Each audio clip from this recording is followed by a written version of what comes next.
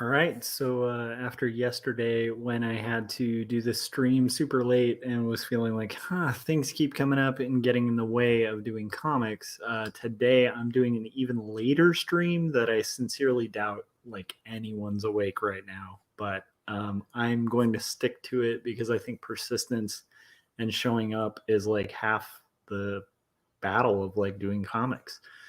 So, if anyone is watching this live, welcome. Good morning. It's like 1 a.m. I literally have to work at like 8:30 today. So, unlike the other stream, like last night, I kind of pushed through and finished an entire thumbnail, like thumbnail page. And tonight, I doubt I'm going to be able to have that kind of resilience or persistence to kind of get through a whole page. So we're going to try to do 3 panels for the next page so I can at least stay on task with the 100 Days of Making Comics Challenge, which I'm doing. So who am I? I'm Joshua Kemble. Been a freelance illustrator for 15 years. Over 15 years now. I've been an art director for over 6.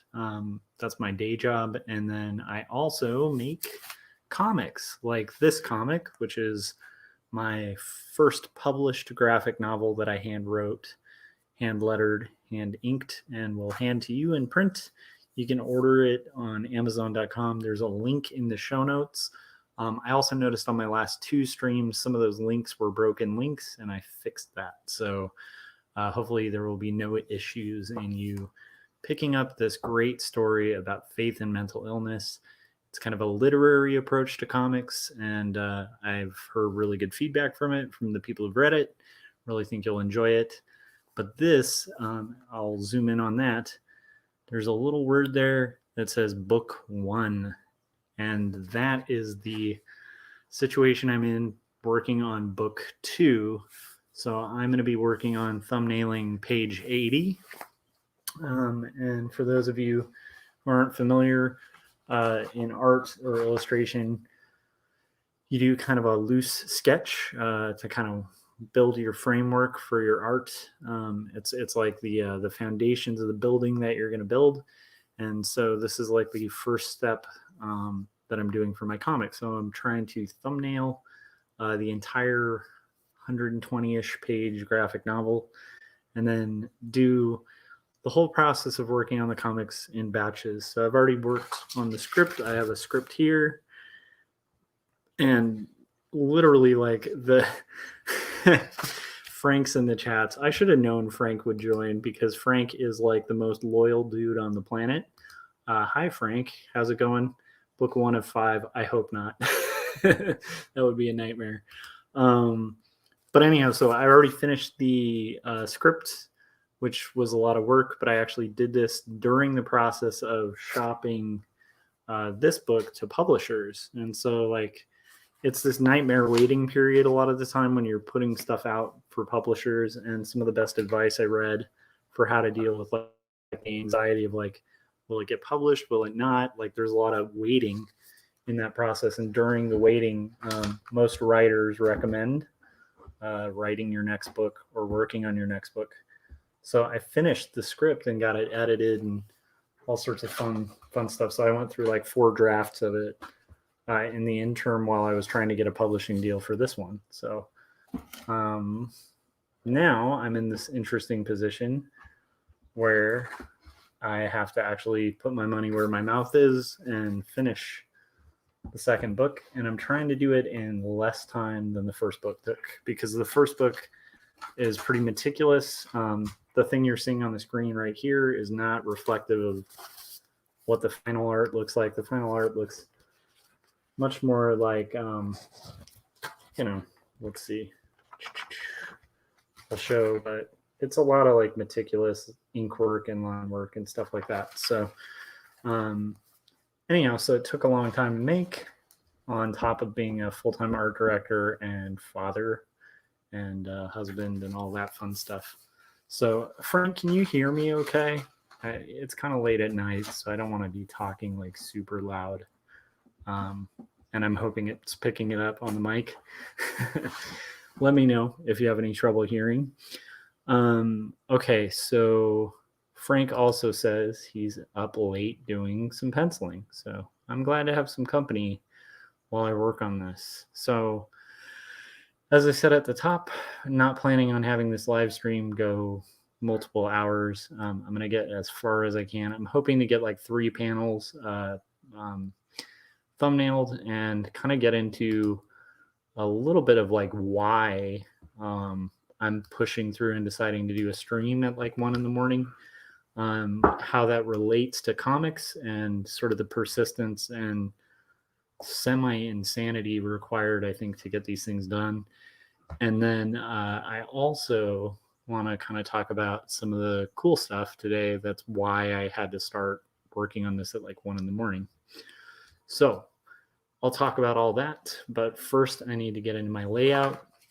I'm at this point in the script. You'll see like an area that's underlined.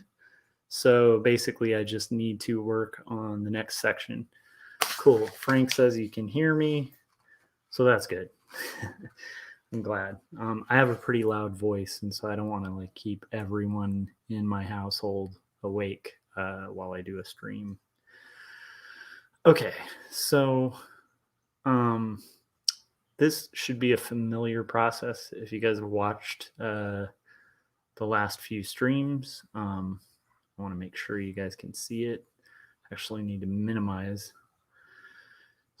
Okay, so anyhow, this should be pretty familiar, but for anybody who's just tuning in, my first step when I'm making roughs is to copy the file of the last page so I don't have to reformat. See some of the fixes I actually did yesterday. So then I will break the thumbnails into like these little rows so that as I'm working on the comic, I can reference the previous pages in order to kind of make sure I'm staying sequentially kind of on point with these things. So let me get into it. So, well, actually, first I got to get in. I really want to explain why one of the cooler things that kind of happened today. That's partially why I'm starting at like 1 a.m, but it's not something I'm going to regret. Oh, I'm drinking out of my Jim Lujan Swizzle Stick Army mug, which you can get on Society 6.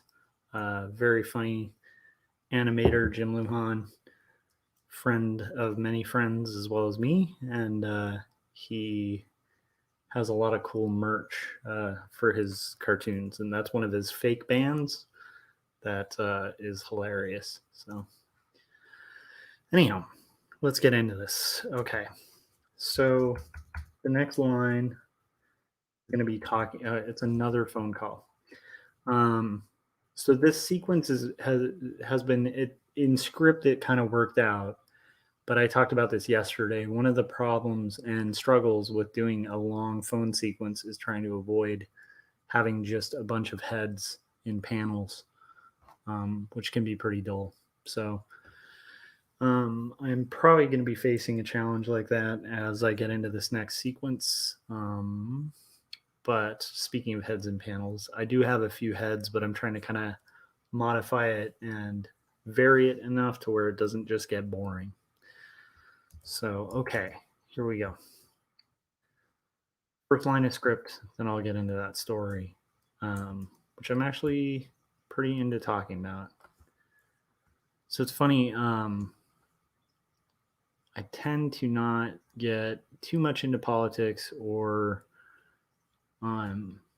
into like religion or anything like that when I'm talking on the streams that I do with Corey Kerr and Scott Strickland, because they're shows that are kind of like the 48-hour art check in theory is like an accountability show for artists and for making sure that they're actually being steady and producing new work. And so it just doesn't feel like the place to do that, although Corey and I will kind of touch on some stuff. And then the other show is the Art Casters, which is like a hangout where we talk about like the ins and outs of freelance art and graphic design and stuff like that. And there we're usually talking to other artists, guest artists, which is, I need to remember to book a guest artist for this Thursday. But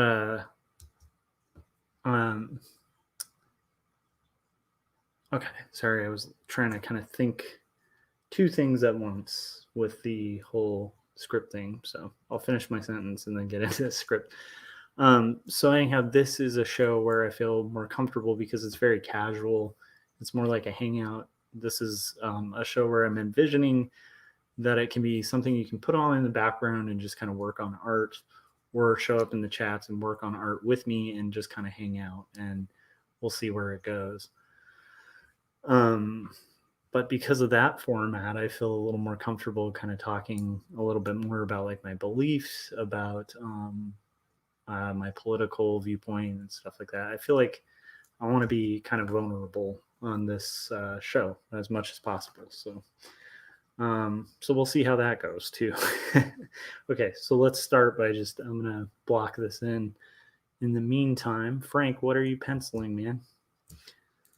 Kind of curious to know. Let's see here. Okay.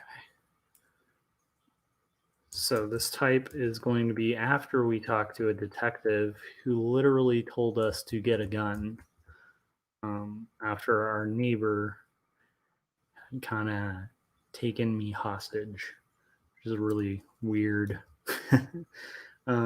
narrative that was kind of uncomfortable to write. And I'm kind of happy because I wrote it to be kind of tense and not super over dramatic, but just very point by point, kind of this escalating situation. And so far, people who've given me feedback on like Instagram, because I post these pages when they're finished on Instagram just to kind of get, I mean, one advantage is you get free spell checking before it goes to print, because people will mention if there's a misspelled word or something, which is gold before it goes to print.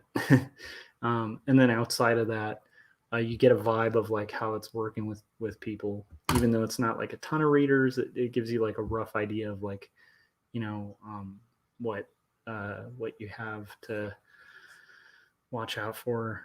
And so like the cool thing is so far the reaction is kind of the same, where people are just like, man, this is tense, which makes me excited, because that's the whole, this is kind of like the climax of the story arc.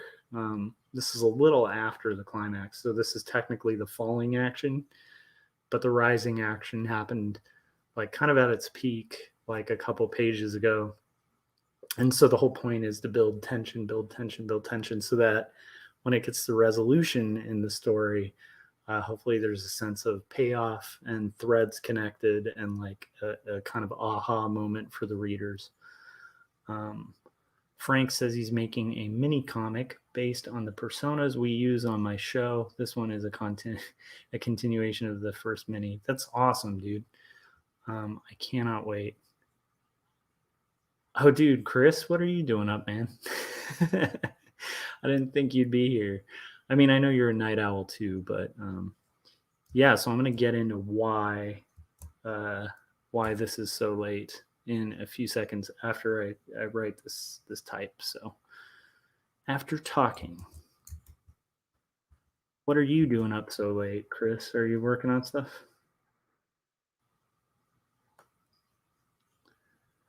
Chris Caligua, good friend of mine from art school back in Long Beach, and very talented illustrator. You guys should all check out if you're watching this.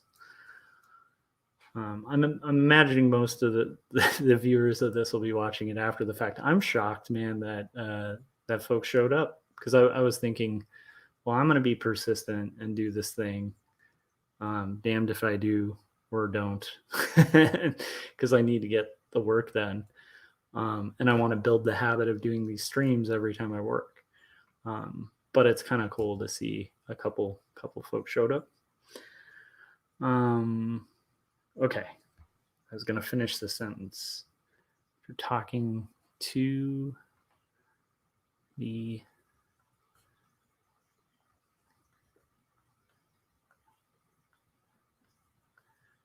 only thing that sucks, and it's like I usually, when I'm writing a script, I'm focusing on the story and the story being the best, but I wrote myself into a hole here where I have a phone call leading to a phone call. And phone calls are at least for me, one of the most frustrating things to have to block out in comics multiple times and try to just find it's a bunch of talking heads. So that's kind of my challenge for the night. Chris K says, comfy in my bed, but now I feel like I should try to do some thumbnails. Well, I hope I inspire you, but I also hope I'm not keeping you up too late, man. Okay, I called. You are welcome to kind of hang out and work with me, though, if you want. And if not, no worries. Called up my friend Jeremy, who actually I think Chris has met my friend Jeremy, that this is about. Sequence.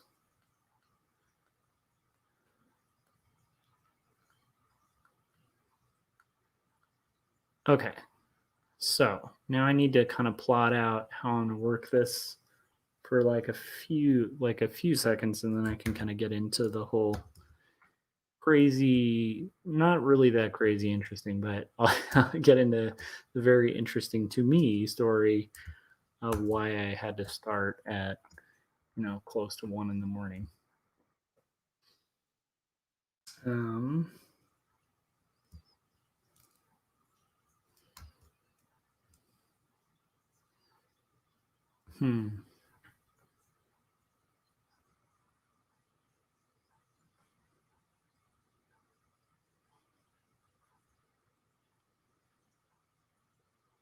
No, I need the door. I was thinking might be cool to show a viewpoint from because most of the last few pages have been kind of us, my fiance and I standing against the door.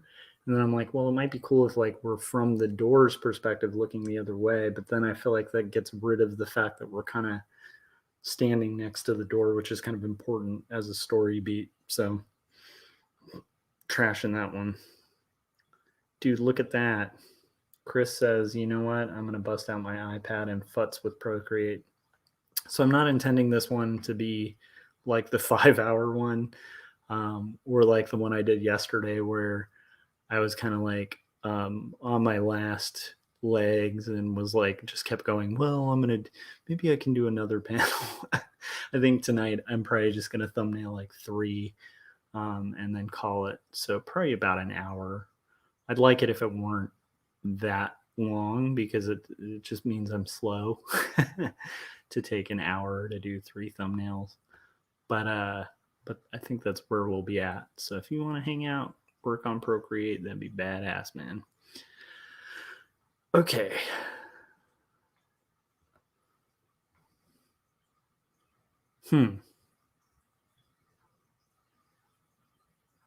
Okay, I think this can work.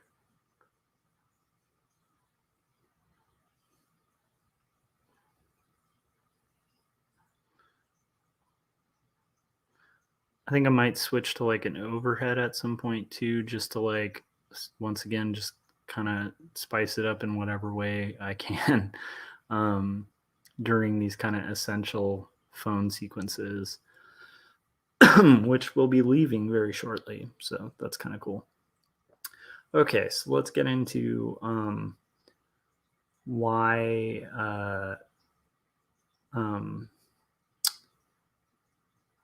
why I had to start at 1 a.m.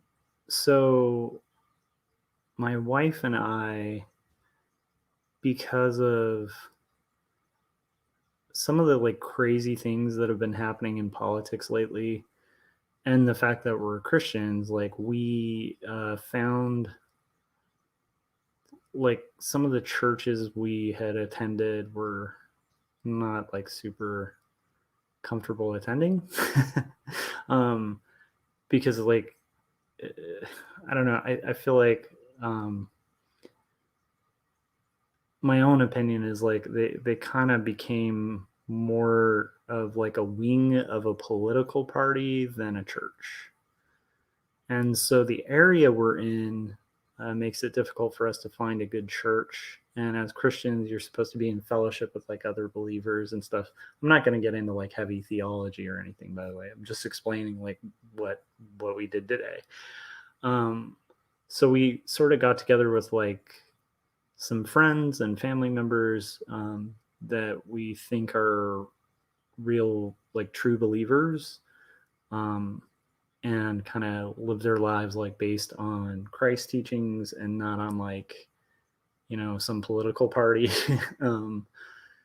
And because the area we're living in doesn't give us a lot of options for churches, like we decided during COVID, we'll start like kind of like a Bible study where we just kind of meet up and pray and talk about different theological issues and like, just have communion and stuff, like not physical communion yet, but basically kind of in the absence of having a church we feel like we can rely on, we're kind of creating a church, but it's not like an official church.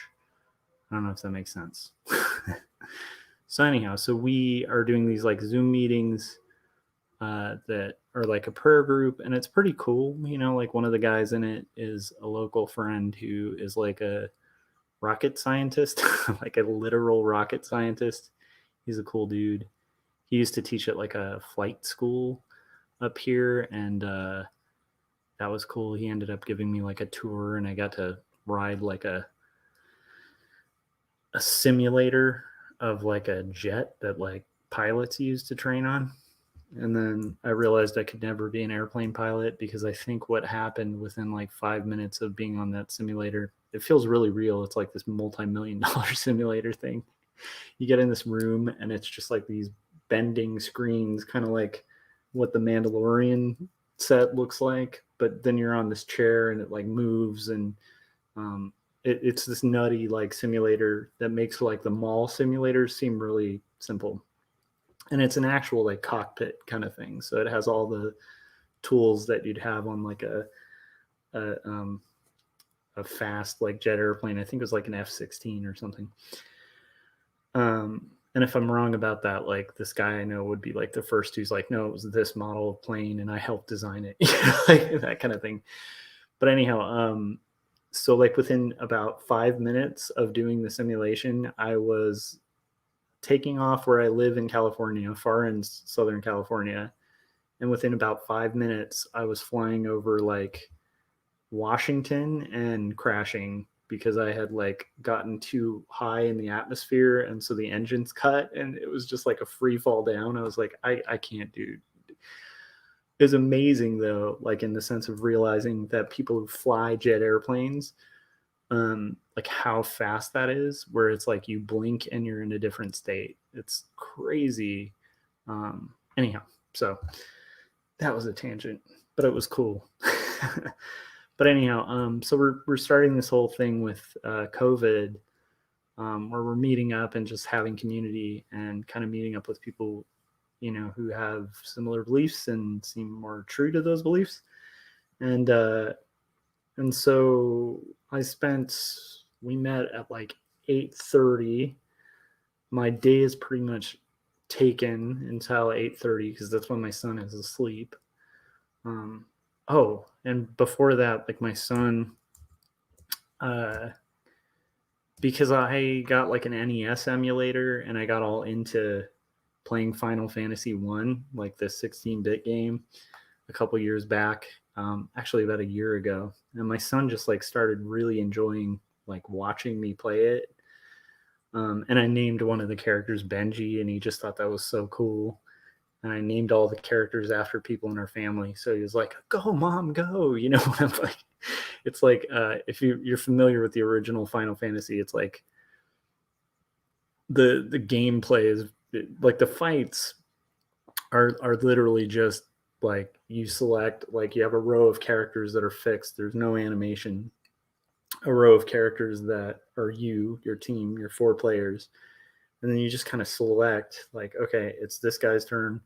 I'm gonna like fight him in this way, and then you just kind of click him, and then just the screen tells you how it goes. Like there's no method to it except the order that you attack, and like whether you choose to like pick like magic or a sword or something like that. It gets a little more advanced as it goes on in the game, but it's a 16-bit. It's like one of the first like RPG games as far as I'm aware. Yeah, so my son today decided he wanted to actually try it because like prior to this, he's been like a little weirded out by like the old NES controls because he's used to like an iPad where he can just touch things and move them. But he was like, I want to play Final Fantasy. Like, show me how to play it. So I was like walking him through. So we were like walking around Corneria, which is like the first castle, and like introducing him to all the little 16-bit characters that are like, you are the light warriors in like 16-bit text. And he loved it. He had fun. But that's what we did. So then 8:30, he's asleep. We start our prayer group and we're talking about the theology of heaven, which is like really crazy and conflicting and weird. And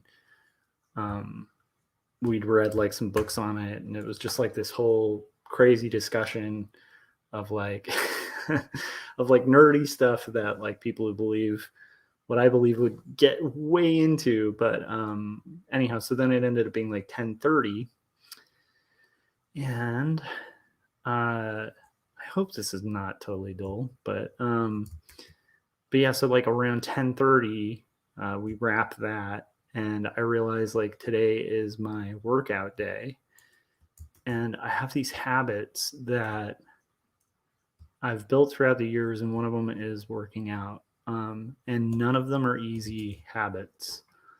Like working on comics is a hard habit. Working out is a really hard habit. And I'm like finally at that point where in working out, like I'm getting a little bit of results. And that's not like I'm a shrimpy dude who's always been like a twig. And I finally am starting to see a little bit of muscle. And it's been like a year and a half to 2 years of just constant every other day working out, doing sets on the rowing machine, and then switching from the rowing machine to like doing lifts and stuff. And I'm also feeling physical benefits from it too. Like I have a little more stamina. I am a little more patient. I'm like I get less angry, and a lot of that's like the result of exercise. So anyhow, the boring part. Well, the only reason I think this might be boring when you mention exercise is that, right? Because like when I didn't exercise, like the most boring thing on earth was to hear somebody like be like, I did this many reps and stuff, and you're just like, I don't care. And now I'm that guy. Oh, did you send away for the Charles Atlas Muscle Man kit too? Yeah. So I was on a beach and there was this guy who like kicked sand on me. So I was like, screw that, and I started working out every day. Year and a half later, I went to that beach. No, I'm just kidding. I love those Charles Atlas ads are amazing. Thank you, Frank, for mentioning that. Chris, you're right too. Like, yeah, I do feel better with exercise. So anyhow, like so it's like 10:30, and then I'm hit with that thing we're all hit with when we have habits that are positive that you've built up, where it's like I had that option and the excuse to be like, I'm not going to do that workout. And then actually what broke me from it was I was kind of mentioning it to my wife, like I really don't feel like doing this, and she's like, oh, we'll just do it tomorrow. And I just had this realization, like if I do that, I'm not going to do it tomorrow because I hate it. Like I mean, I like the feeling I get after it, but I hate it. So I literally have to force myself to do it. And then afterwards, I'm like thankful that I did it. But just that process of like going and sitting down to do it is something that like every time I do it, no matter how much of a habit it is, like everything comes up where it's like, oh, well, I could look on this website, or suddenly like, oh, I should take out the trash. Like I haven't done it all day, but now it's interesting because doing this thing I should be doing. So so that being said, like I finally get over that like hurdle of like doubt and kind of like trying to talk myself out of it. And finally I'm just like, no, I'm gonna sit down, I'm gonna do my exercise, I'm gonna do exactly what I need to do because I'm not gonna break this habit. It's a good thing and I don't want to lose it. you know. So I finally do that. Um and then it's like 11:30. And then I'm like, at that point, because while I was exercising, I was watching, because of our discussion at the Bible study, I'm then watching like the video of like John Lennox, who's like a apologist I like a lot. Um, he's like this Oxford scholar guy, and he mentored under C.S. Lewis, so he's like that type of personality. And I'm like watching him do a lecture on the problem of pain during COVID, which is a real big theological problem for people who believe, like me. And so it's a really compelling and interesting kind of take on it. And then I get lost in that, and it's like a half an hour later, and that's when I'm like, I still haven't done my comic. And so I had to do the whole dialogue that I did with the workout all over again with this. And finally, I was just like, well, I also didn't do my live stream. I was going to try to do the stream every time I do this. So I was like, I have to do a comic page and a live stream. I don't even know if it has to be a comic page. I need to get at least 3 panels because otherwise, much like the working out, like then tomorrow I'll have a reason. And so it's a stupid thing, and I don't think everybody's built like this, but I've realized throughout the years, I'm a person who I need like rigid, like military repetition of things like exercise and art, because I have this part of me that like if I stop, especially comics, I'm never coming back, like, because it's a lot of work, and it's really easy to forget how like it's easy to lose your groove, like, and once you get over that hurdle, and then you get in the habit of getting over the hurdle, like the war of art calls it like resistance, but you can call it whatever you want. That's a good book though to read if you're a creative and you haven't read it, unless you're my buddy Gaz, who is not a fan of that book. That's a good one. Oh, dude.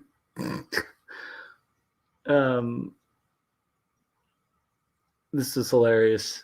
Why is he apologizing about? Sorry, that was just a comment on the apologetics guy. Yeah, I don't know. Like, I mean, I think like the term is from Apollos, and you probably know this, Frank. But it's it's like there's like this thing that Paul says, and where he says like give people a reason for the hope that's within you, and that's sort of the stemming of apologetics, like Christian apologetics or whatever. But yeah, I always felt like that's a bad term because it sounds like you're apologizing. So yeah, very very keen point there. Anyhow, so where was I? I'm totally rambling. Oh yeah, so my point was just like there's just these things that for me as a personality, like I can't not do, because if I don't do them, it's going to take weeks, days, weeks, possibly years to get back on track. And maybe that's just the myth I have to tell myself to show up and do the work. I don't know. I kind of wonder though, like Frank or Chris, like do you guys get hit with like those moments of like, trying to do something positive and then like breaking the habit and then having to like get back into breaking in it? Cause it's crazy, man.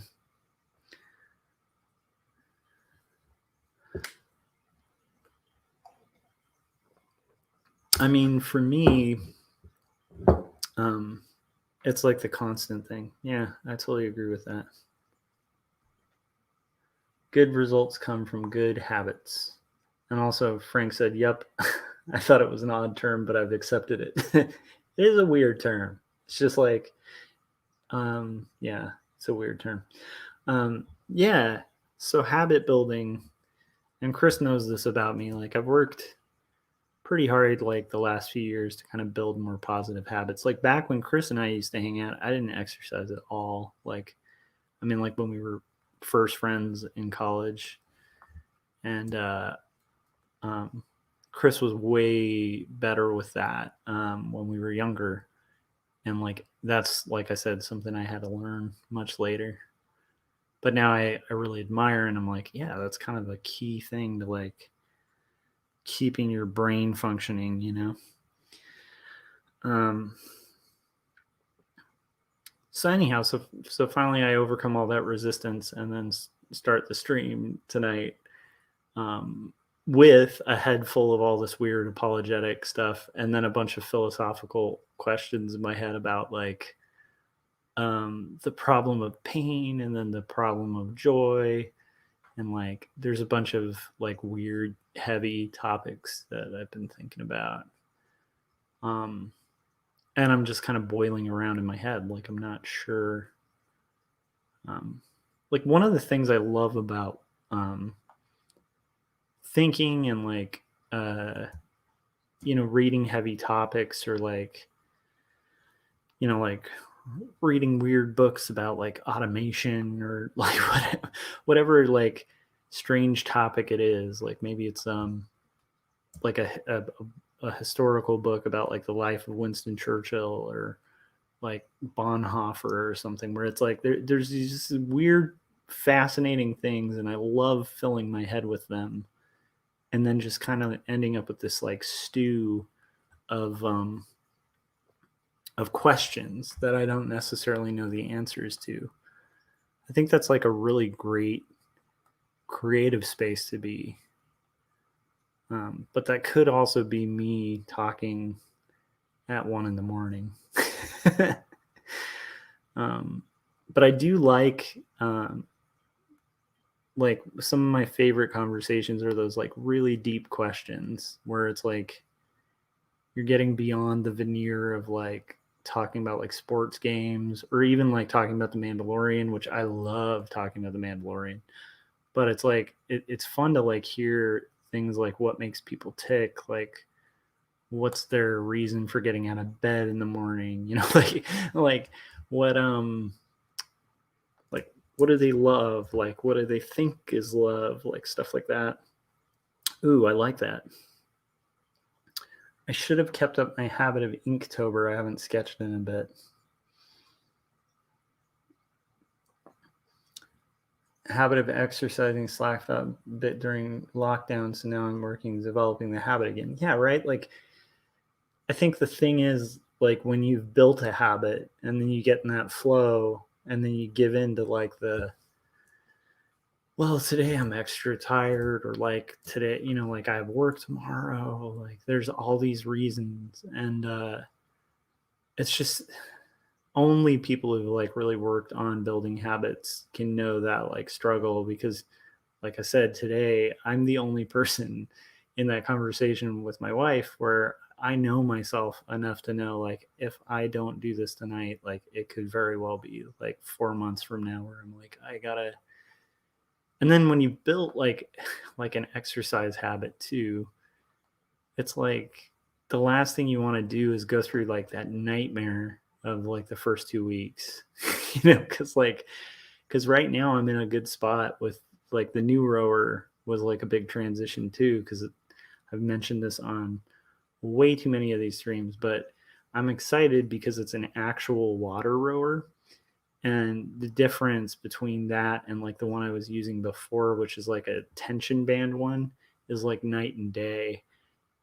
It's just so cool. Like the water just gives an extra amount of tension to it. So like the first week I switched because I had broken the tension band on the old one because I overused it. I just was like burning. I think Corey might be connecting shortly. So that's cool. I'm excited about that. But yeah, so like the first time I broke that tension band and then had to switch to like a new machine, it was like brutal, like brutally difficult. Because my muscles weren't like used to like that, and my heart especially, because like on a muscle level it wasn't too different, but like, oh well, maybe Corey's not coming in. I saw him bounce on the bottom and then disappear, so who knows. Let me see, maybe he wants a link. Nope. Okay, well, anyhow. Oh, there he is. I knew it. Hello, Corey. Hey, what's up?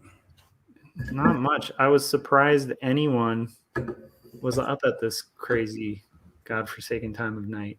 The network authentication at my job has been out all day, and so I can't do anything because I can't log into anything or anything like that. So I just canceled class tomorrow. I was like, work on your projects. Oh, dude, sick days as a college prof are pretty badass. So I was just talking about, nerdily enough, I always talk about it, but I was talking about the transition, like tonight, why I'm starting so late, why I wouldn't allow myself to give myself a pass today, because I knew, and I was talking about like, so just to recap a bit, like my wife and I got really kind of disgusted with our local churches. There's two that we have attended and then left very quickly because they became kind of political party things. And then during the whole election, it just became more and more obvious, like who really doesn't actually believe what they're claiming.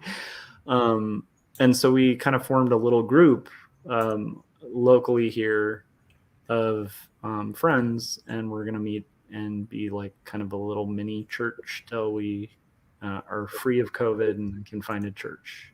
That's cool.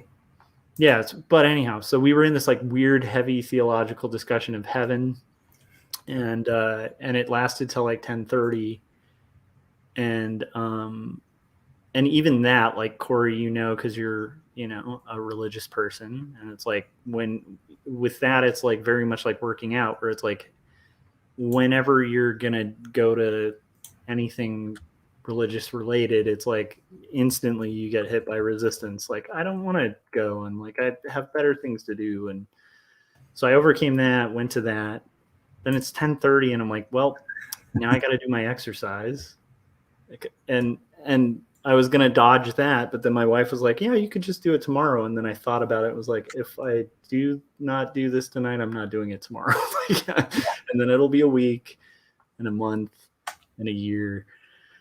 So then after that, like, it's like I'm listening to this really fascinating talk by this guy like John Lennox about like the problem of pain, which is really fascinating. And I'm a nerd for like heavy philosophy, so I'm just like getting all wrapped up in that. And then I'm like, it's 11:30 and I haven't done my comic or my stream. And then I went through the whole same cycle with that. So I just was kind of explaining that to the folks in the chats. Oh yeah. And then we got Chris and Frank hanging out late. Yeah, Chris just said now it's a midnight oil party. Yeah, that's right. But yeah, it's there's this weird thing that I was kind of getting into, where when you push through, like, and then I was talking about like switching from like the tension band rower that I was using to the more hardcore one, and just the pain involved in that first week of like having to get my muscles used to a new thing with like a harder tension, and like getting my heart used to that and stuff. And so like the one thing that makes it easier to overcome that stuff is like the thought of that week. I don't want to go through that week again. I want the results. I hate the process. But it's like so much worse if I stop and then I get none of the results and start getting all the health negative stuff. And then on top of that have to go through that week all over again and then fail and go through that week all over again and make a cycle, you know? And it's the same with like art too, where it's like, I feel like the benefits are always worth it, but like it is tempting in the short run, always, like every day to sit down and do this thing. I run through that stupid thing of like, well, you know, you worked hard today. And, you know, like that voice that's like trying to give me excuses to not do it. Yeah. Yeah. I feel like by overcoming it at like 1 a.m, that's going to make it a lot easier to overcome it at like 6 when I get home from work or whatever, you know? Yeah, for sure. Because if you can overcome it when it's hard, I don't know. Anyhow. The hardest part for me is not the late night stuff, but the next morning. Oh, the next morning stuff is brutal. When I'm like, I have to work. I have to go do stuff. The cool thing is, though, for like a week or so, I don't know if it's a week. I think I'm working from home for about like 2 days. So today was interesting. I was like managing my team remotely, and I was like, this is awesome. I want to do this forever. It's great. Yeah, I mean, that's what people in LA and New York and a lot of really expensive cities are realizing is, oh, I can do a significant portion of my job and not have to live in this really expensive place. Well, and what was great about it too was we ended up getting more done, just 2 of us working that day, than like a whole team would in-house because of all the lack of distractions, you know. So right. Thoughts to pitch. Yep, it's a little terrifying for traditional business people, I think. Yeah, for me, I guess it's like a no-brainer because it's like I spent, 15 years doing that. So it's like with all kinds of clients, and it's like it's actually not like it does require a certain level of trust though, and that is hard, I think, for people, you know. Yeah, I think that's one of the biggest problems. Because I think what a lot of people, and this is where I'm going to sound like an elitist, but a lot of people who are non-creative don't understand the drive that creatives tend to have to make something good and to hit deadlines. Right. But to be fair, they've also probably been burnt by the creatives we don't know or hang out with that don't have that drive. I am constantly shocked when I'm like, oh, I forgot that like there are people out there that don't care about this stuff. Like they claim to care about it.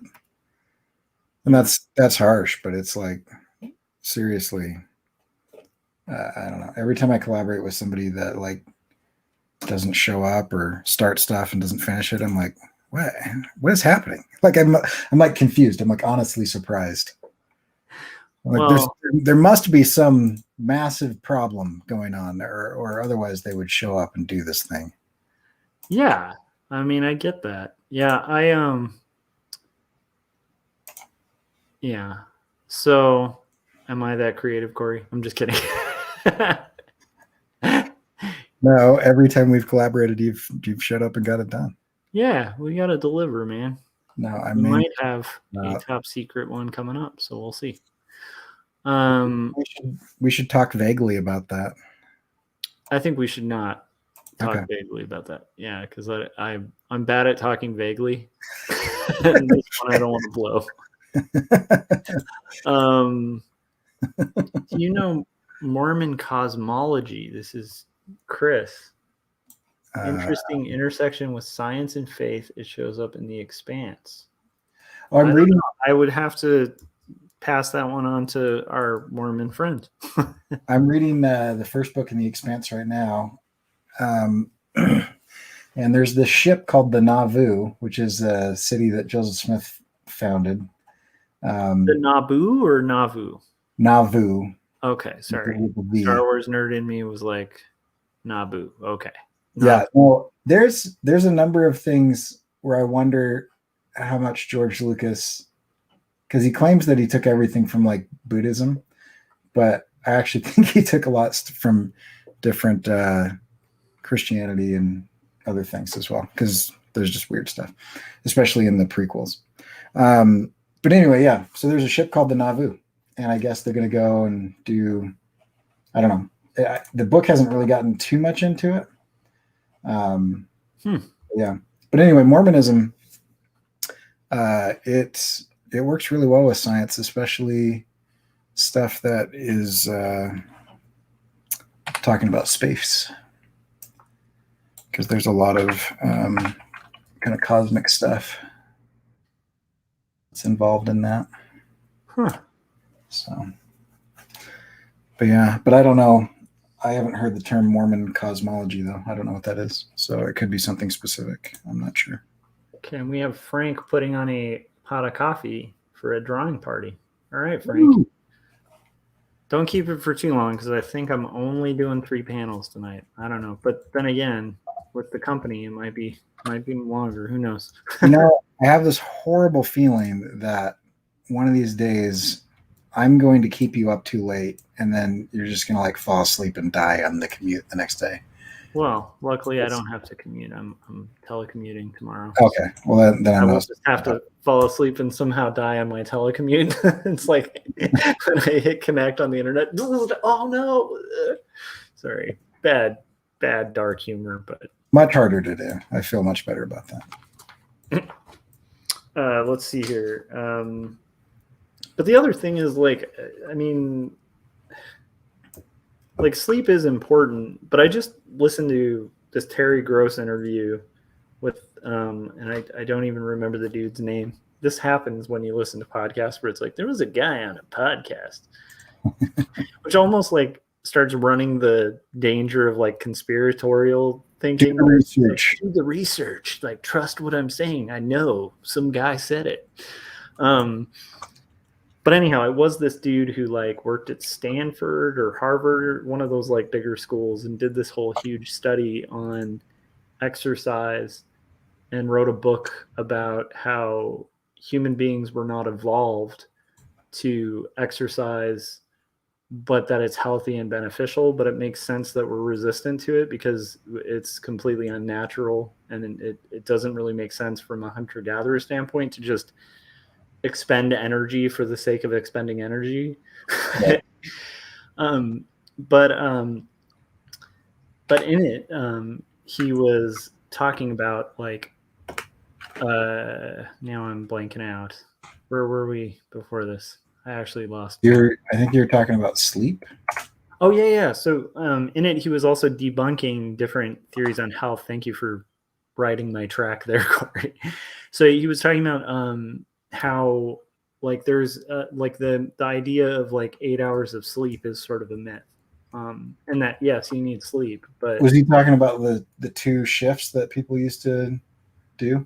Well, he was just like, so he did all these studies on tribes that are actual hunter-gatherer tribes that like they've done all these tests on, and like they're more athletic than most human beings. They don't have heart issues because most heart disease and stuff is very unique to like our country. And a lot of it was just because they need water, so they have to walk and carry these giant jugs and go get the water. Like they're carrying like these 60-pound jugs like back to the village, and then they're having to go out and hunt and expend energy and use muscle to do that. And like so he was just talking about how in like a more sort of our evolutionary state, we're more programmed to just kind of like conserve energy, right? So because that makes sense from a hunter-gatherer standpoint, where it's like, if I need to like go kill a deer, like why am I going to go jog around the block? Like I need to save that, and we're supposed to conserve fat, right? Because it's energy, right? You're saving energy for when you hunt and gather. The problem is we're not hunting and gathering. So it's like, so basically we have to kind of force ourselves to do this thing that biologically we're actually like telling our own brains like is bad for us, where it's like, I can't do that because it's expending this thing that I need to conserve for when I need it. And it's like, so anyhow, it was interesting, but it was talking about sleep, and it turns out like the these people who had like these pretty good health conditions and like they had other health issues, like, because there's no vaccinations and stuff like that. But Right. a lot of the health issues we have, they don't have. And one of the key things was like they didn't really sleep that much. Like they slept like 6 hours a day, 5 hours a day, and then just kind of woke up and did their work. And then some people, but there's science behind that too, where like some people need 8, some people need 6.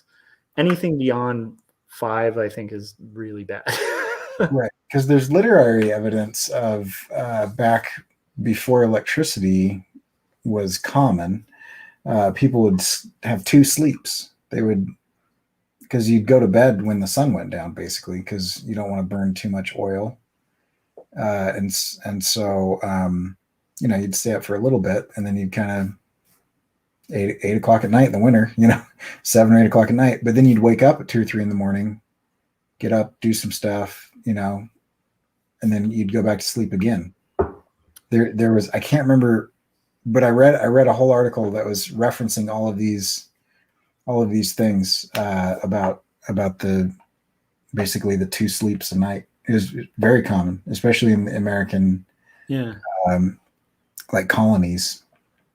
Yeah, and like even that, I think part of what dispelled a little bit of like the whole idea of like people sleeping when it was dark, like because of no electricity. They did like this guy, like, to study that just in real time, went to all these obscure tribes that had no electricity, and like they're all living like very similar to like hunter-gatherer conditions. Right. And like most of them like didn't change, like they had similar sleeping habits to us.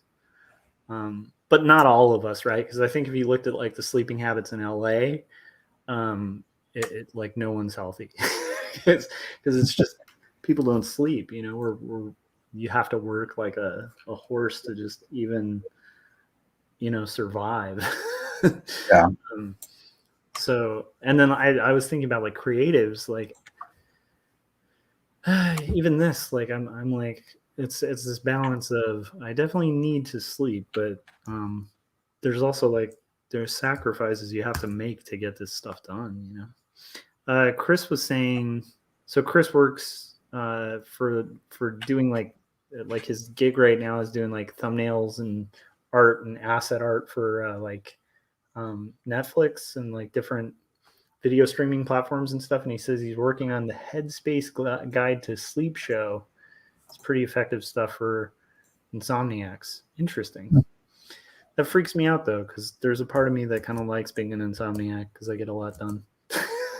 But then I have heard the counter argument, like how much more would you get done with a full 8 or whatever? Yeah. Where do you land on that, Corey? I think sleep's important. I worry about sleep debt. There have been studies that I haven't read, but I've heard. I did a video on a sleep clinic. I don't know. I was probably 26 or 27.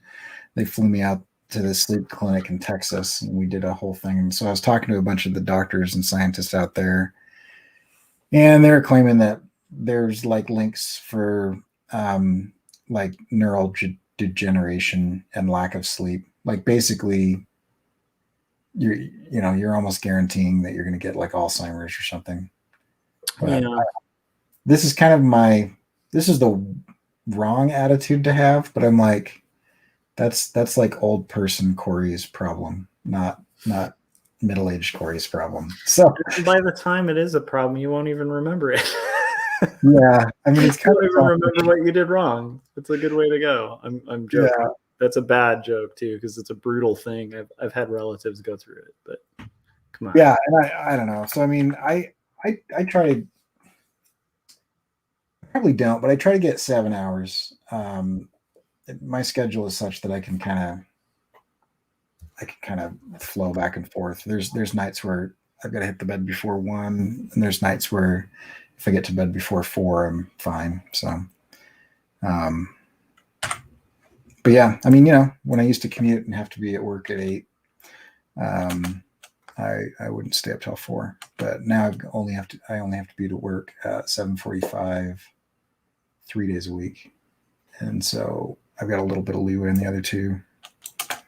Yeah, that makes perfect sense. And my sleeping habits were worse and way different when I was a teacher, because I'd have like a class at 5 on one day, and then like the next it would be like a 10 o'clock class. Like they're all over the place in time. So your schedule just starts getting this weird flux, at least for me, when I'm like a night owl.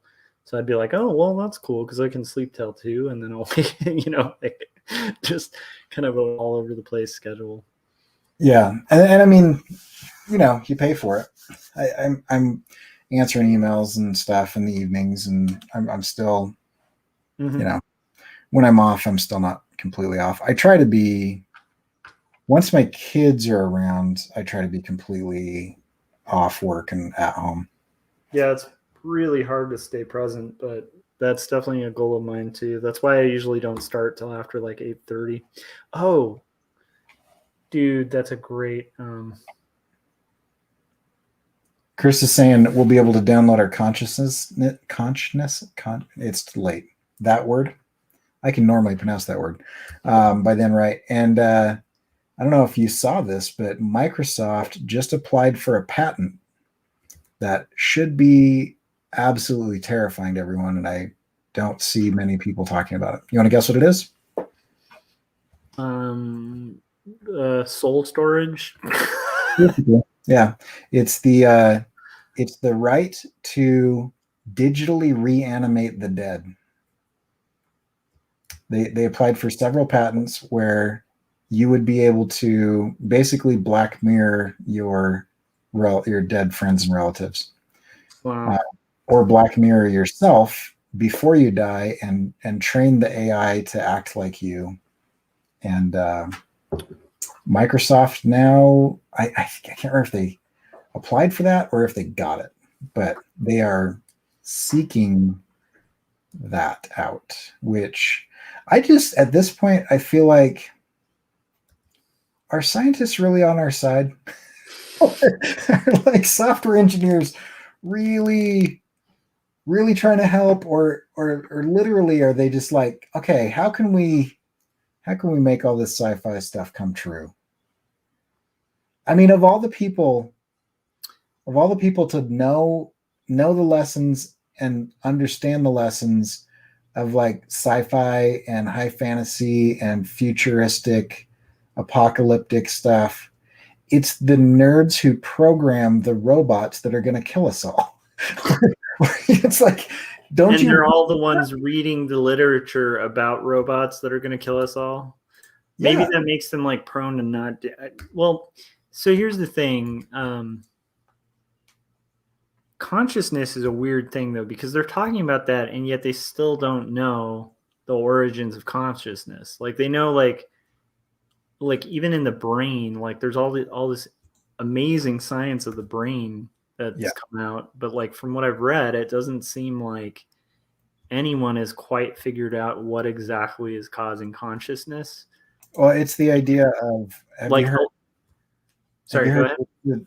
It's the old conflict that scientists and philosophers have of the mind versus the brain. Like what we describe as the mind isn't the organ that is our brain. It is more like our consciousness or our soul or our personality. If you're like me and you believe in the eternal nature of the soul, then and if you've met kids, like they come with their own personalities. Like there's so I heard this really great statement on that, and I'm forgetting the philosopher who said it, but there was a philosopher who was commenting on a lot of the humanists philosophers that like kind of happened in like it was pretty popular in the Age of Enlightenment to kind of have this like blank slate theory about children, but but it was kind of also noted that like pretty much every Enlightenment thinker who believed in that didn't have children.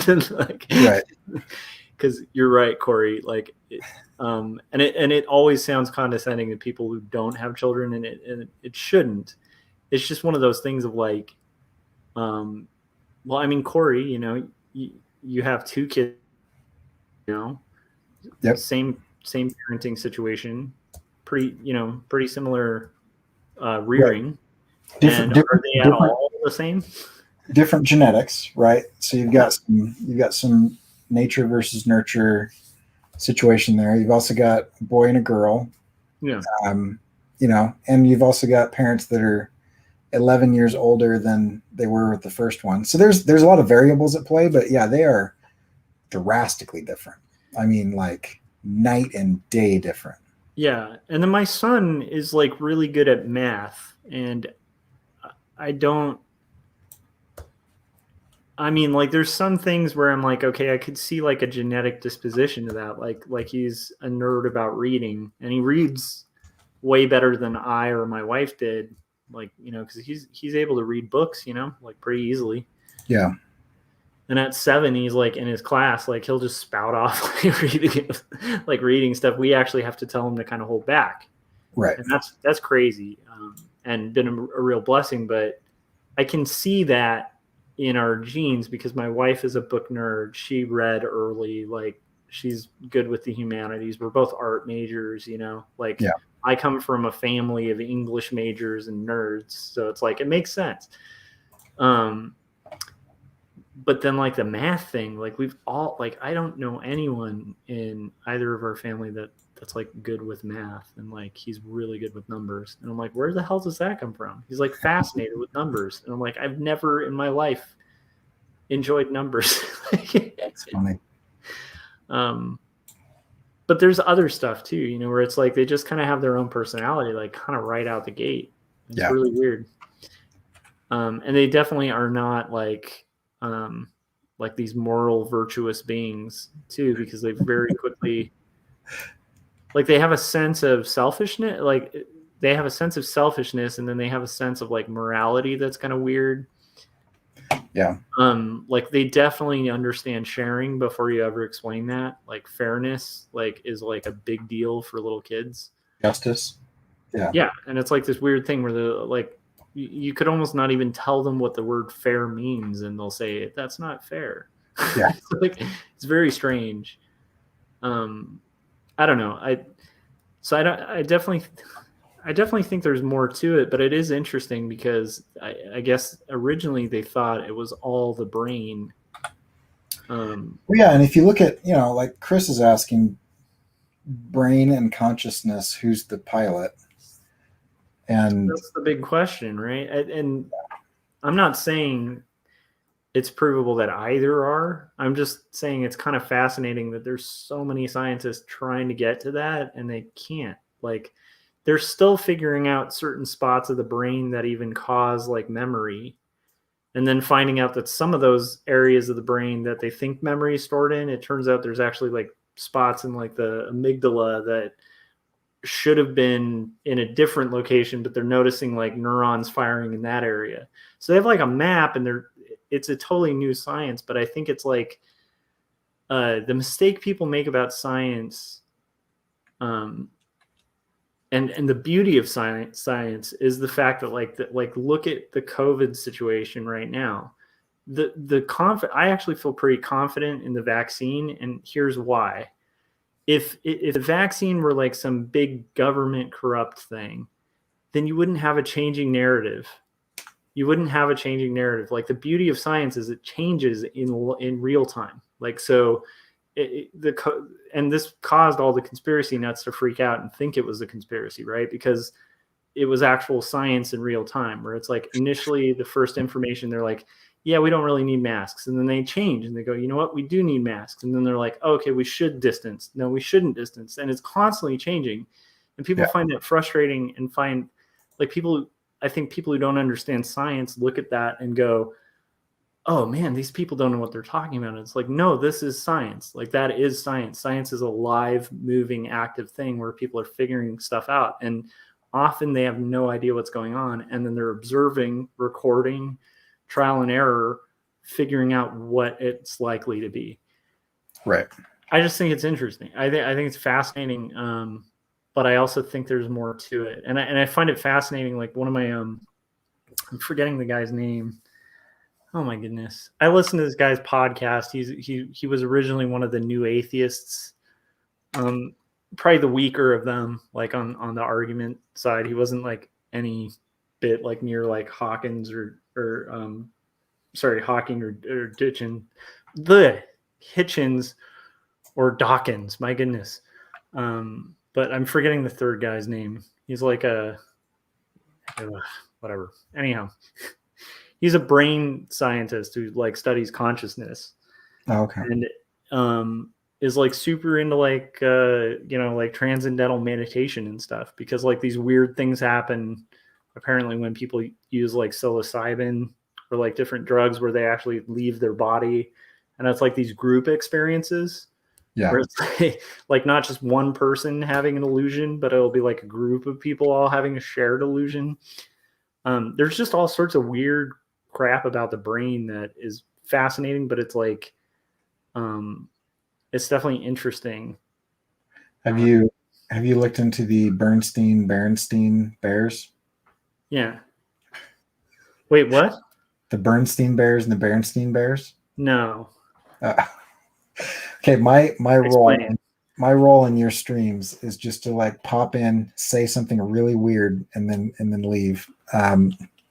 So let me introduce you to one of the weirdest theories out there. I don't really believe this. Wait a minute. You did kind of bring this up. Okay, what was the theory though? Because I'm forgetting it, but it is good. It's basically that.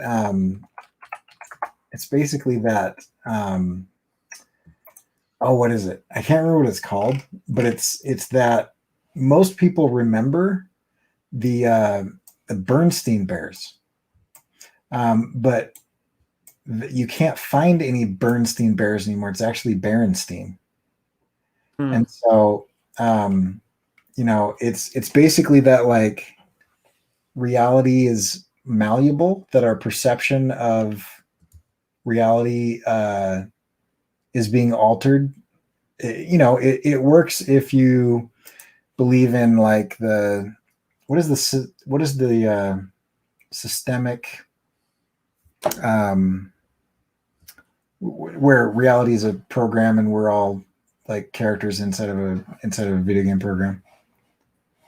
Did Josh just freeze? Josh left because I'm talking about weird stuff. Let me find this. Did I? Oh yeah, you're like your video's left. Yeah, you froze. It's not streaming. Yeah, you're back now. Let's see, what was it called? How's that? Is that better? Yep, I can see you now. Am I back? Yep, you're back. Okay. So yeah, so there's the belief that it's funny. The name what you're describing, people always. Sorry, go ahead. What you're describing, people always describe this as if it's like a new phenomenon. Like I remember there was this guy. I'm going to blank out on his name, but like there was this whole idea of like the precession of the simulacra in like postmodern theory, and like I'm forgetting the guy. I think is it Baudrillard? I can't remember, but there's like this dude who's like a philosopher who everybody was like hailing as like this genius because he was like, what if everything's an illusion? What if it's all, and it all kind of stems back to like the shadows on cave walls proposal that kind of goes all the way back to like Socrates, where it's like that idea of like, hey, what if we're not actually like, what if what we're watching is just kind of shadows, like a shadow play. That's not real. It's all an illusion, and you're just kind of in a cave. Right. Yeah, that's an interesting theory. So it's the Mandela effect, right? Where a large group of people remember something differently than it supposedly happened. Yeah, I mean that's definitely possible. What's funny is. Oh, you cut out again. I've always known it was Berenstein. You've always known it was Berenstein? Am I cutting out? I'm curious. In the chats, can you guys let us know? Because from my end, it seems like the stream's steady. So Chris says, or Frank says that's because there was a change in time, and we're remembering the original timeline, and that's the theory. Is that there was a a break in the timeline, and I don't know if some of us split or duplicate or something, but we remember the original timeline. And then Chris says Berenstain. So I just created a new branching reality. I do that a lot.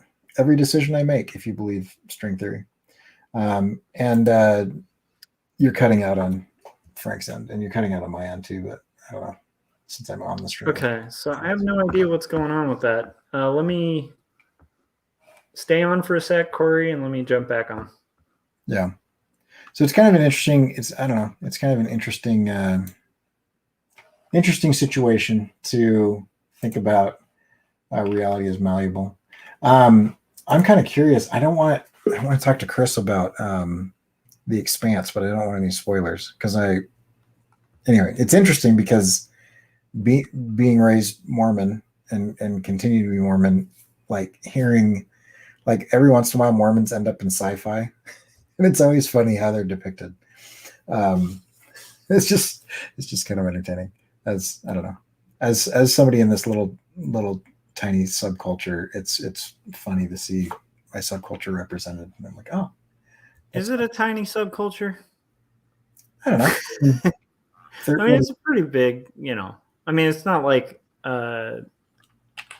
it's a pretty big religion, I think. Yeah, I mean, it's big. I mean, I think it's 16 million. It's not huge. Yeah. But Devs. Is that the one with Nick Offerman? Have you seen Devs? What is Devs? Explain. I gotta see if it's the right one or not. But there's a show with Nick Offerman, and his wife died, and his daughter, and so anyway, without giving anything away, there is a group of people that work for this guy who's like a Silicon Valley king. He's like a Zuckerberg, and they are their theory is that given enough variables, you could build a supercomputer that would track and predict anything, and it just, all you need is enough data, and so it's kind of a reality bending situation, because if you have enough points of data, then you should be able to know exactly how everything, like it's the antithesis of chaos theory. It's like, the idea is that chaos, the way they explain it in Jurassic Park, right? The one wrinkle in your skin could cause the drop to go one way or another, or a little twitch of your hand or a breeze or something. Their theory in this show is that if you have enough data, then you would be able to predict that drop of water if you knew the wrinkles in the skin and you knew the exact precise weather and all that type of things. Dude, this makes me think of this like trippy story by C.S. Lewis. Have you ever read The Great Divorce? No, I haven't read that one. Dude, it's a trip. So it has this short story in it that's like one of the creepiest depictions of like heaven and hell like that I've read. But it was like, so it's this guy like kind of on a bus, and he thinks he's like in the afterlife and he's going to heaven or whatever. He ends up in like hell. But what's weird is by going to hell, he can go into heaven. But because he can't actually be physically in heaven, he's in a place that he can have no physical impact on. Like he can't change it or anything. And anyhow, in the forward notes, so anyhow, like what ends up happening is like when it rains, like because he's in a scenario where like nothing can change, he can't impact or have any effect on it.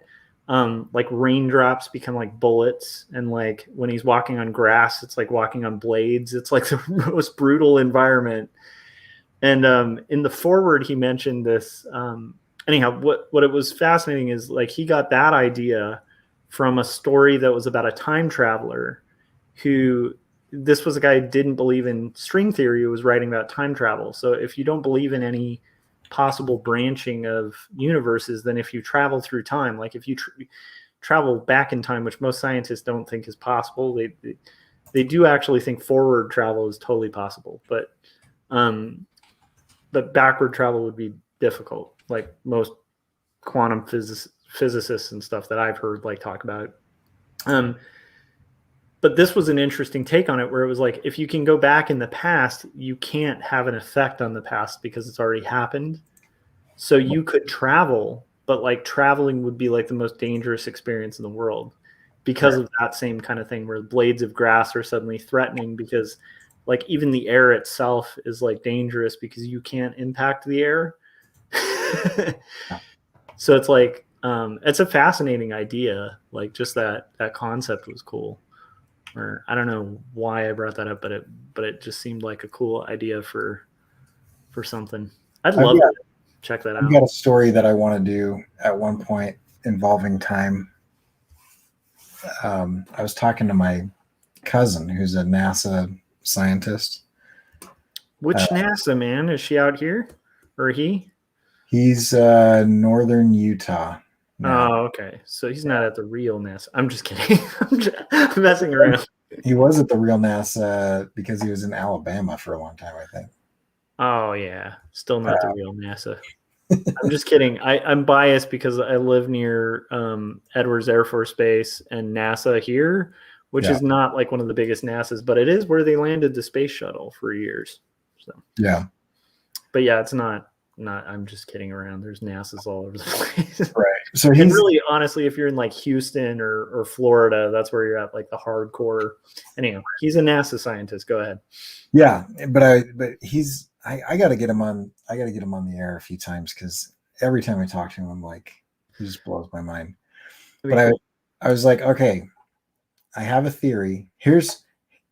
Well, I'll just say it because I don't care. It's a good story, and I'll do it at some point. But the idea is this: the opening scene is that time starts to break down, and everything starts happening at once. And so you just hear like a news report. And the news report is like going through the day, and it mentions like multiple presidents that are all president currently. And it mentions several wars that are happening at the same time. So like Civil War people are like fighting like World War II people. And like, there's like time just doesn't make sense, because it's all based on the quote that Einstein said, that time is the thing that keeps everything from happening all at once. And so I took that and I was like, well, what if time started to break? And then everything did start to happen all at once. And so you have like all of the possibilities of your past and your future happening in your present at the same time. And so it was breaking down. And so what happened is, so what they started to realize is that, because here's the other thing that drove this story in my mind. I shouldn't tell this because then it'll take all the energy out of making it, but I can't make it right now. So I'll just make it later. But there's actually not a vacuum in space. There's like plasma that's in between like particles. So there is like matter in space that's in between the planets and the stars. And I was thinking, what if there was something, because our galaxy follows a path. And so I was thinking, what if the path that we followed was actually following a time stream? And so like the story is basically that we found this giant space worm. You know how worms like eat dirt and like poop out fertilizer? Well, it eats the past and poops out the present. And so okay, so it doesn't eat spice. I was like, I think that story has been told with the worms. Okay, I got it. Yeah, no. So like it's consuming used time and creating unused time. And the Milky Way is following in the path of this creature, so that as long as we're in the path of it, like we have a present and we have a past and we have a future, and we're using that time. And so it's basically like this idea that, you know, the matter in between the matter, the plasma, is actually like a physical thing. Anyway, and so it's going to take like enough time that they have to send a group of kids into space to like go fix it. And that's the story, is like these kids like traveling in the spaceship and trying to do this worm thing. And at the end, the worm is like, you know, dies and is reborn, and then time is fixed, and then the world kind of hits a reset button, and they come back to like cavemen. So that's the basic story. I think it'll be fun. But in this conversation with my cousin, he was saying there's actually, if you look at time as light, then you could do some interesting things, because light passes through different materials at different speeds. And so he's like, for example, you could have a piece of glass that was dense enough that light traveled through it at it took like 10 years to travel through it. And then you could leave it in Dubai for 10 years, and then put it in your kitchen window. And for 10 years, you could look out your kitchen window and see Dubai, because it would be releasing light that it basically had soaked up. That's awesome. That's kind of like how they describe if you could fall in it. If you could be on the event horizon of a black hole, you'd eternally be falling into it. Right. And so time would kind of cease to matter. So it's would be one of the most brutal deaths in the world, assuming you could even get that close. But it's you'd end up forever falling in this kind of loop. One of the things I love Chris's comment about the timer and about Vonnegut. That's good. One of my favorite Vonnegut stories, this is totally off topic, but the fact that you brought up Vonnegut, this story, I think it's called Bluebeard, where it's about this guy who went to art school. I think I've talked about this on here to you before, Corey, but it's this guy goes to art school in Germany and makes a really good friend who's a painter buddy who's trying to get into art school. And they become really good friends. He's there for a semester. He ends up not getting in the program. And his friend gets into politics. He has some success in art, moves to New York. And then his buddy kind of contacts him through letters and stuff. So then it continues, and it's this story about these exchanges and letters, and his friend starts getting into politics. I don't know if you can see where this is going. So then his friend is all proud because he gets to use his art skills to design a flag, and it's really influenced by Zen Buddhism and and so he's all proud of his friend. So he hangs the flag in New York because he's this is my art buddy. I'm proud of this buddy. And then it turns out his buddy is Adolf Hitler. And so he it's this fictional story of this character who's in total denial about his friend, because he's no, this is my buddy from art school. That would be which is such a great short story because it's totally possible. Yeah. But yeah, Vonnegut's so good and biting and fascinating. I've never really thought about bringing in elements of time travel. I have thought about the implications of just perusing it, and there's this oh my goodness, now I'm feeling the 1 a.m. kind of thing. But there's these implications of I'm gonna blank out on the term, but it's basically the law of entropy, right? Where basically things are decaying the second they kind of come into existence. Right. And it's sort of a natural phenomenon in our universe. And what's interesting, I was listening to this guy who was a quantum physicist talk on, again, another podcast. Look it up, do the research, guys. Just but anyhow, the guy was proposing the idea that if there weren't entropy, there wouldn't be time. It was this whole weird thing where entropy in itself was sort of the hedge with which a lot of the laws of the universe are bound. And so if you got rid of entropy, you could technically be all places at once. It's really insane. Yeah. So I was talking about one thing being different. So if you're dealing with wormholes and polar universes, just by changing one little law, you have completely different physics, Yeah. I was talking to my buddy the other day. He's got a PhD in math, and he teaches like higher calculus, and so he's always a really interesting guy to talk to. And he was reading this book on physics, which I'm sure, like, if you have a PhD in math and you teach higher calculus, like reading a book on physics is like a whole different experience than like me reading it, because I'm just like, cool, And he's like, yeah, I understand what they said.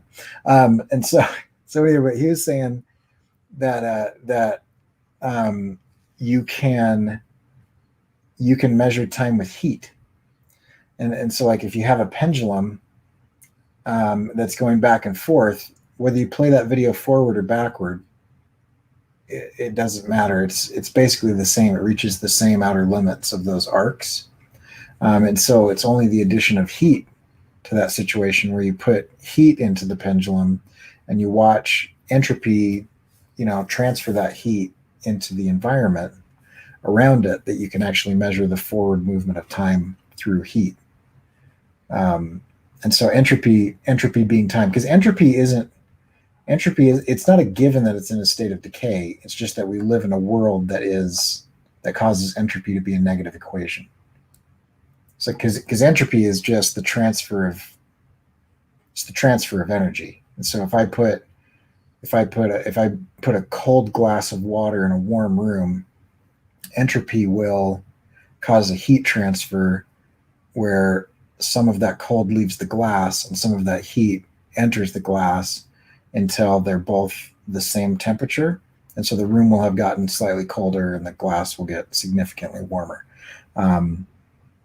But in that case, the glass would actually be moving from a lower state to a higher state because its environment was a higher state. So it's just that we're born into an environment that's a lower state than organization. But like, see, this is one of those fascinating things too, because people don't really know, like, so this is one of the things I love about law, and I will also hedge this by saying, like, even though, like, I believe in Christianity and stuff like that, this is by no means like a talk that's trying to convince someone, because I don't personally believe that you could convince anyone to rationally believe what I believe. Right. I think I actually really, and I'm sure Corey's like in a similar boat, but it's like, I think it's something where you actually would need a supernatural experience for that kind of thing. So I want to hedge that by saying, I don't think religion necessarily answers this quandary. And I don't think it's necessarily at odds with science in this, but it is a weird thing. I think it's fascinating that in like science, there's all these laws of nature, and like entropy is one, right? Or gravity, right? Where it's like just this weird thing that just kind of like, it works this way and we can observe it. But what I find fascinating is like some of the most basic stuff, like people still just don't know why. Like it's like it does this. This is kind of what happens, but it's like there's no understanding of why. And like one of the most interesting ones is gravity.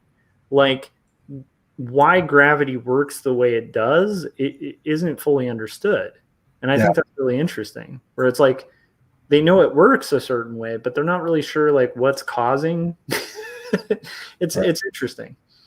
Like they can even talk about like magnetic fields that are kind of generating like different experiences of gravity, but it's like even in those cases, it's not necessarily like all worked out and ironed out. And I kind of like that. I don't know. I like the mystery of it. And I like kind of the fact that as we close more and more of those holes, we just find out like more fascinating things, Yeah. Like, actually, a perfect example of this is like I'm kind of surprised that more people aren't talking about like how cool it is that we discovered RNA, because right now what's going to end the coronavirus is the fact that we can sequence the human genome, and that we know RNA exists, Yeah. And RNA is like this weird self-replicating DNA strand, like a portion of DNA that like allows, like, it's just, I don't know. To me, that's fascinating. And the cool thing is that if people weren't just looking to solve these answers and like try to figure it out, they wouldn't have gotten down to RNA. They would have just stopped at like DNA, and equally they wouldn't have taken DNA and then broken it down to like the human genome and like figured out like the actual code and then like written it out because we're crazy as human beings. Like we want to know. And we don't necessarily know what we're going to do with that genome. We have to know. And then the cool thing is the more you know, like the more you can apply. So I love that. And I think it's cool. What I hate is when people pretend that like science answers everything, or that like honestly their belief system answers everything. Like there's no way you can know everything. Like I don't know if that makes sense. Well, and I actually believe that God is a perfect being who perfectly understands the laws of nature, and that's what makes him God, is that he has all knowledge.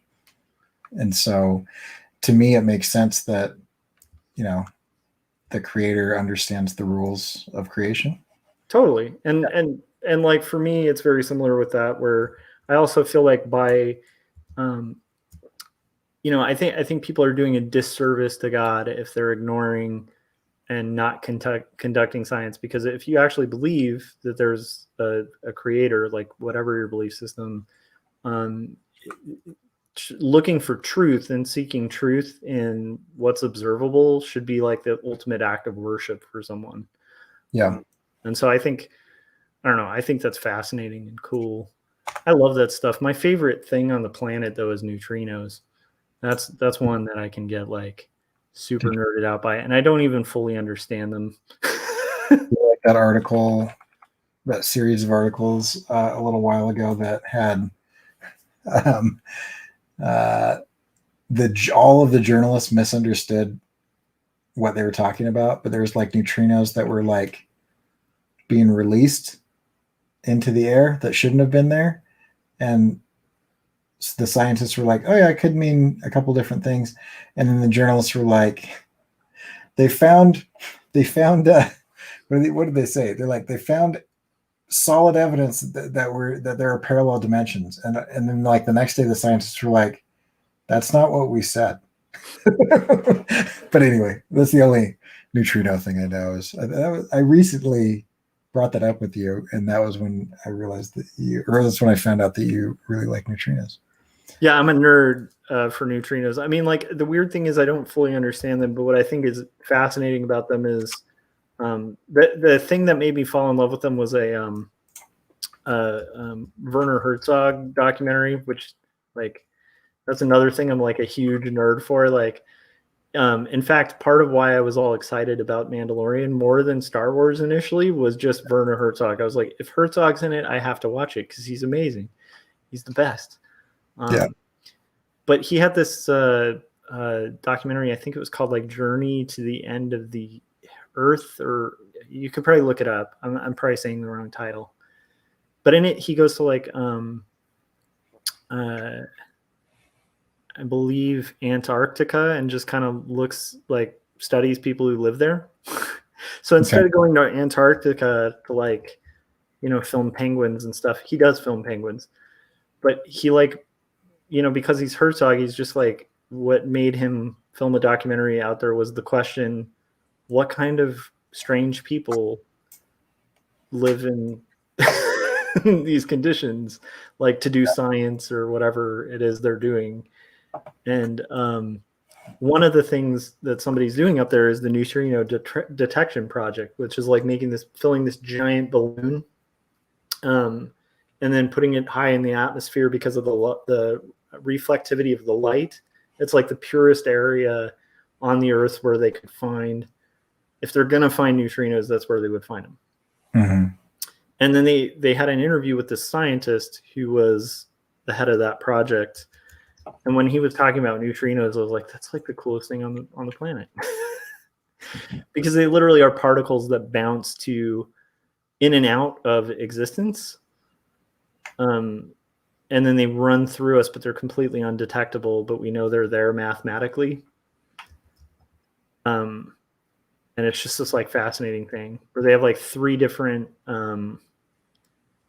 variables. Like they're composed of the same elements, but they have three different behaviors. Like it's like there's three different types. They behave in different ways, but they're also absolutely fundamental for existence. So it's like this weird, just awesome thing that I think is just fascinating. And I like, once again, my version, I would never claim to be a guy who fully understands or even comprehends most science. One of the things I love about hearing things about science is like I can get about 5 minutes into hearing a physicist talk about a black hole before my mind just kind of just melts. Like I can't even comprehend. Yeah. But to them, they're like, I don't know, like you just look at the math, and I'm like, well, there's my weak spot. I'm not good with math. Yeah. So I'm not following you there. There's a lot that I just don't get about what you're saying. Yeah. But I kind of like that about it too. I kind of feel like and we've talked about this before, but it's like there's a beauty to being like the dumbest person in the room. Oh yeah. And I kind of miss that sometimes. Like I have to seek it out. Not that I'm like so smart I have to seek out, but it's like, I do really aim to find people that inspire me and that I feel like outdo me, Yeah. I think that keeps you on your toes and keeps you kind of developing as a person, I think. Yeah, it's important. But it's also really humbling, right? Because it's like, like I said, like even that Bible study thing I did today, it's like there's literally a guy who's designed like 10 of, or I don't know the amount, but he's designed like the head guy, like the guy who actually drafted the blueprints and came up with the plans for like 4 aircraft that have actually been made by Lockheed, like, and 3 of them are like stock. Like, so he's like a legend in engineering. And this guy's just like, I mean, in 2 seconds, he can explain like how air drag works on a wing to like accelerate and cause flight. And I don't understand it. Like, if I have trouble understanding how lift is created by a wing, I mean, how am I going to at all comprehend like these giant questions about the universe? But they're super fun to listen to. Yeah. I have the same problem with light. Like every time I'm like, light is one of those things where I'm just like, I think scientists are just going out of their way to like not say, we don't really get it. Because it's like, Einstein even said, yeah, it's like the dual, what do you call it? The dual something theory. Where it's basically like, he was like, listen, it's not a particle and it's not a ray and it's not a beam. But like when it acts like a particle, treat it like a particle, measure it like a particle. But when it acts like a wave, treat it like a wave. But like otherwise, like we don't really understand what it is. Like Einstein can say that, but all the rest of the scientists, they're like, I don't know. I feel like they're trying to over-explain it. I'm like, it's also like, I don't know. It's like, what is it though? What is light? And they're always like, well, it's both of these things, but not at the same time. I'm like, that doesn't make sense. Like that just sounds like we haven't come up with the definition of what it is yet, and we're applying known quantities to an unknown quantity and then pretending like that's the answer. But the funny thing is like, and this is the part like where I think people just misunderstand. Like, I think if you're in a scenario where somebody says, we know everything, that's a place to run. Oh yeah. Get out run from, right? And that's like, if you're talking to a scientist who thinks that science knows everything and that scientists know everything, they're probably not a very good scientist. Yeah. Like the great thing about it is like a lot of, like I said, a lot of things that are replicatable, like they're replicable in a lab. They're falsifiable, right? Which is why that's the main reason I would never claim I could prove Christianity, because it's not falsifiable. Well, there's one way Christianity would be falsifiable, but That's like if they could find like the tomb of Christ and like physically prove that it's Christ and he's dead, right? That would actually very much be a falsifiable version of it. But still, it's such an extraordinary expectation to give people like, go find the tomb of Christ and prove me wrong. Like, no. I'm making an extraordinary claim. I would need to provide the burden of proof there, right? Does that make sense? Yeah. So most science is falsifiable. If it's provable, it's falsifiable. Like there's an element of it that like, were this true, then the whole thing would erode, right? Right. And so I love that about it. That like you can actually prove it wrong if it's wrong, because it's not like far-fetched, and it's replicatable. And so, or replicable. And so I think that that's one of the coolest things about science.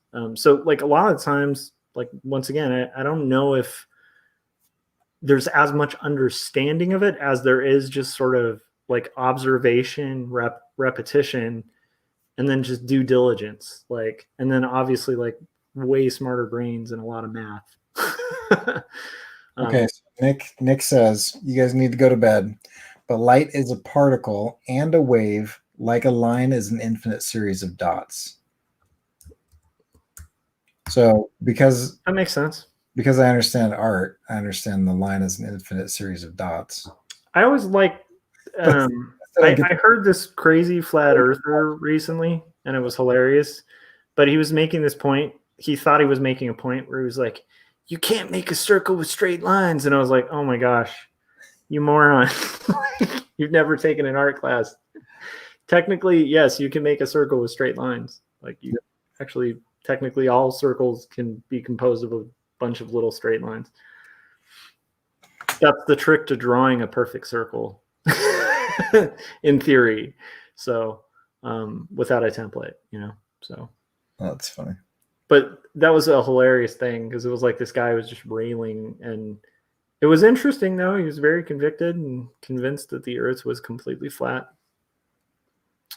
That was fascinating.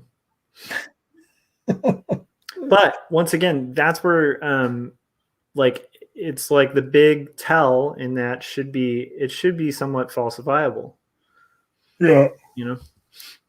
Oh, I think I'm done for the night, man.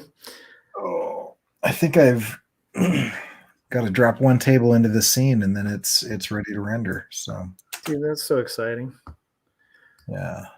Well, if I call it now, I can get about 5.5 hours of sleep. I am really stoked that people. So this one I don't feel like I copped out on. I usually try to do a page every night, but going into this, I was like, I am going to get the top row done.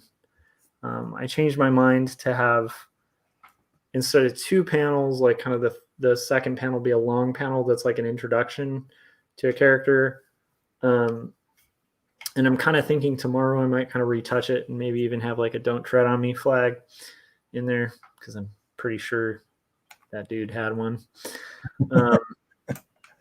And let's see. But yeah, thanks to everybody in the chats, and like everybody hung out and kind of like joined us on this crazy. It's funny too, because I chatted with Corey about 5 minutes before going live on here. And he was like, "You're gonna do a thing now?" And I was like, "Yeah, I kind of have to." But I literally was expecting nothing, like in the sense of people showing up. So I really appreciate all you guys coming in and chiming in. And Corey, I have so much fun talking crazy science and fascinating things with you, dude.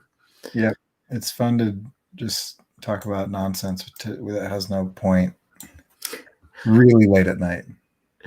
I actually like that stuff, and I do think it has a point to kind of keep your brain engaged and stuff. And I think as artists, we're kind of like scientists of a different sort, where we have to kind of feed this insatiable beast that is constantly looking for data. And then we're also constantly like, I mean, we've talked about this before, but it's like generally we're also my goodness, my other camera kind of disappeared. So that will happen. But yeah, we're also constantly like skeptical and looking for solutions, you know? So it's like, I think it kind of makes sense that that like artists need to constantly have that data, you know, that input. Yeah. For me, I like having no consequence conversations about weird stuff because I get really good ideas for stories that way. Oh, I love it.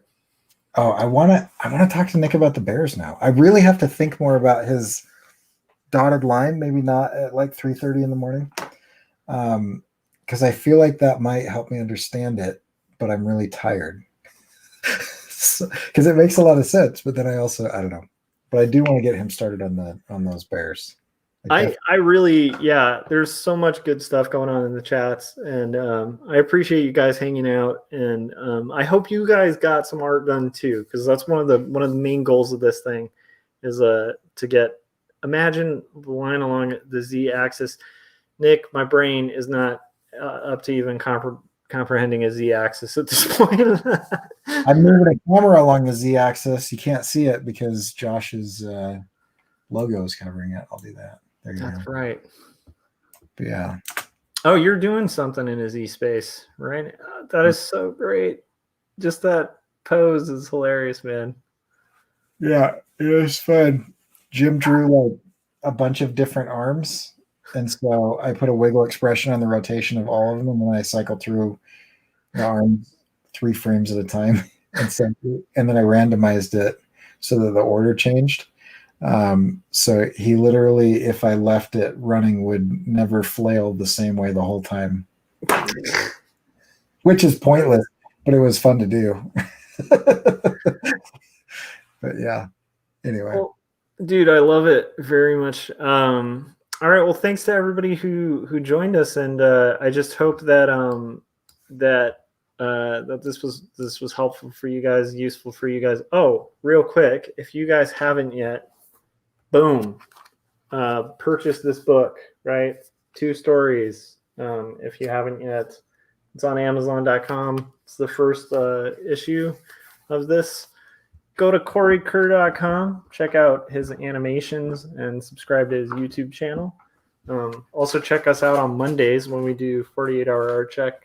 And occasionally, like, Corey cruises on our Artcasters too with Scott Circlin on Thursdays. So, and Jim and I are doing Breaking the Chains tomorrow. So sweet. I'm excited. Breaking the Chains is great, and it shows like the whole process. So like some of what you just saw with this animation down here, that's what you'll be seeing there. And I will probably be doing the stream like nightly, except on probably Mondays, except for crazy last Monday, and then on Thursdays. So I appreciate it, Chris. That was cool science and art, and actually all of you guys in the chats made it worth even more, because it's like way more fun when we get ideas from you guys. All right, Frank is doing the Tarako creative cast tomorrow night if you guys want to check that out. And Nick, I have thought about Twitch Creative because that's kind of the format of the stream, so I might have to kind of look into that. All right, at some point. So here's the thing, Josh. Let's pick like a date where we go live with that show, and I definitely think that we should do it on Twitch. I like that idea. Well, you can stream to both, which is smart, and that would be the way to do it. Stream to YouTube, Twitch, Facebook. Mm-hmm. Let's just stream to all of them, and then we can house it somewhere or whatever. But yeah, I think that would be good. I love it. All right, cool. So like once again, probably see you guys like tomorrow or the next day. And like, how do you keep track of that too? Make sure you subscribe, hit the bell, right? If you liked this or enjoyed this, hit the like. But if you hit that bell, it'll give you a notification right before I go live. So if you happen to be like tonight, where you're up with us like at 2 a.m, in the case of Corey, I think it's 3 a.m. It's, you know, that's the way to find out. So anyhow, thanks to everybody. I do like the idea of doing Twitch. And I'm going to have to look more into that when I have time. All right, guys. Corey, thanks again. And we will see you guys all. Is there anything we missed, Corey? Anything you want to shout out before we go? No. Okay. All right, guys. Goodbye. And keep in mind, like, this is the end of this stream in this universe. There's a split universe that when I hit end broadcast, starts a completely new stream. Think on that. All right, guys. Bye.